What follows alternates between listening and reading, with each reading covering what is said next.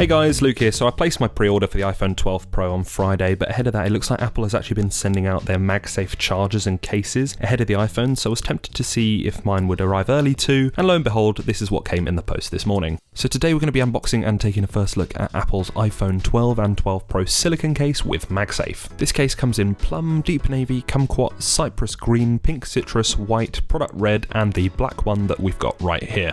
It's worth noting that this time when you buy the product red case, Apple's actually now sending a contribution to the Global Fund, which will help in the fight against COVID-19, so if you're a fan of that colour, then be sure to pick that one up. This is actually the first time Apple has chosen to ship their silicone cases in a box like this, so it's quite interesting as to why they would decide to do that for this year. So let's jump straight into the box. Like the iPhone itself, you've got this nice little pull tab, so there's no need for any scissors here. Inside the box you've got some paperwork, and the case is nicely wrapped in this protective plastic. As with previous years, there's no Apple stickers that come with this case. The case just easily pops off of this little cardboard insert here, which shows a little diagram of how to actually put the case on your phone, but I'm sure most people know how to do that by now. The case itself is made of this silky, soft touch silicone, which actually feels really nice in the hand, and on the inside you've got this soft microfiber lining to protect the back of your phone. This is actually a really nice feature and one that's often overlooked in cheaper third-party cases. The soft material is really going to help against those little micro scratches that cases that don't have this feature often pick up.